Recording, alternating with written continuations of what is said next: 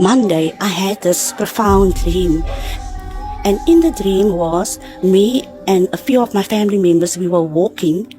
And as we walked, just all of a sudden, we were caught up. I don't know if it was heaven or what. But you know what? It was so real. And what I've seen was, there was this man. A man, I don't know if it was God or what it was, but it was this huge entity or human being.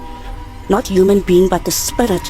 And this person was so huge, and we were standing, not just me and the people that I was walking with, it was me, and it was in millions, trillions of people that was standing in front of this place.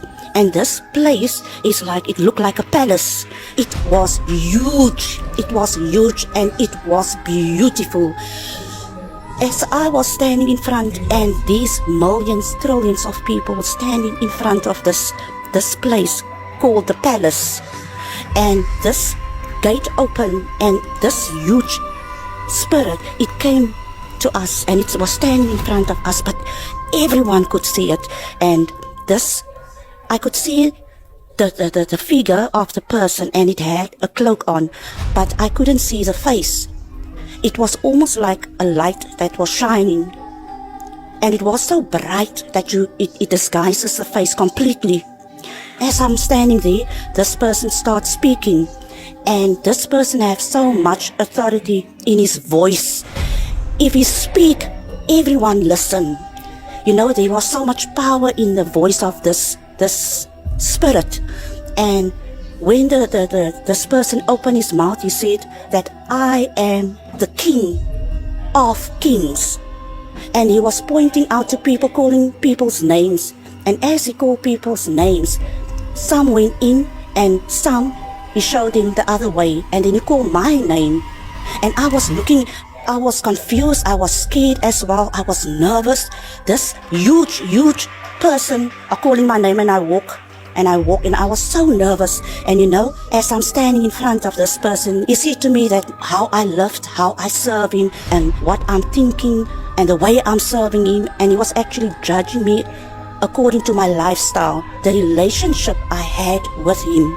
And he said to me, I must enter. But as I enter, on the other side of this huge gate, and I'm standing there, I turn around, and all of a sudden, people went crazy. They start screaming, they panic, they scream, they cry, and they showing their hands like that as if they want to come in. And there were family members of me that I saw, especially my two kids, you know, they were standing there. I can still remember the shouting and the screaming of the people. It was so real. And my aunt was standing there, and you know what? She's been serving God for many years, and she's a very faithful servant of the Lord.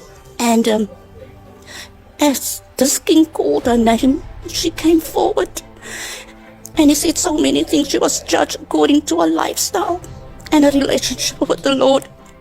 But you know what? She didn't get the chance to go in. And he said to her, she must go stand that side. As I was standing on the other side of the gate, my kids called out. My daughter and my son called out, you know what? It was so sad to see them panicking. Family members, friends, people I thought that would enter the kingdom of heaven was outside. They were left behind. There were kids, I saw kids among these people, not small babies, but kids, I saw 10, 11, 12, and they were panicking, and the parents panicked for the sake of the kids. They were shouting out, they were screaming, they were so scared, they wanted to come in.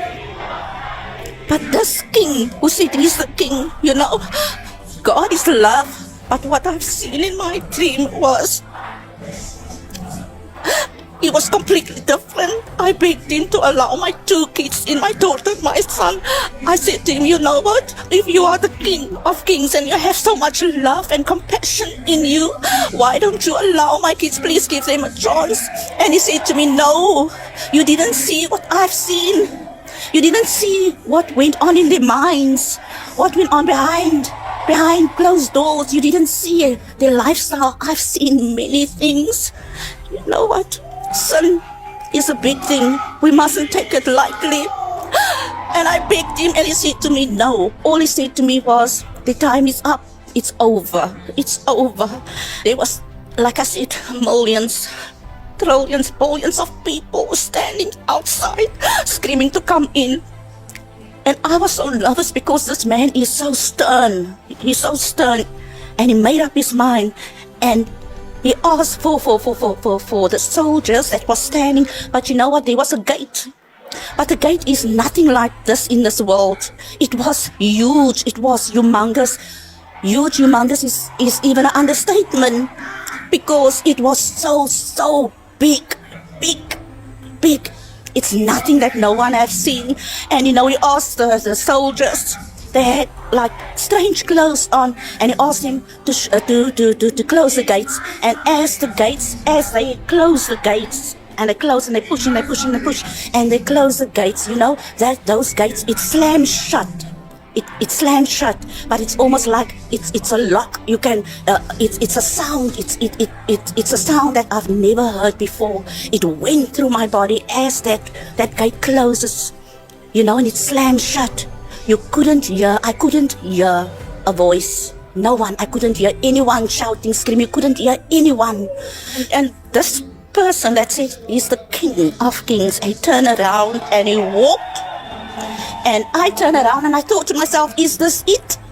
Is this it? Is this now heaven? What is going on? What are we going to do now? And as I walked behind him, he said to me, I must come. And I was walking in a passage, but it's you know, it's big.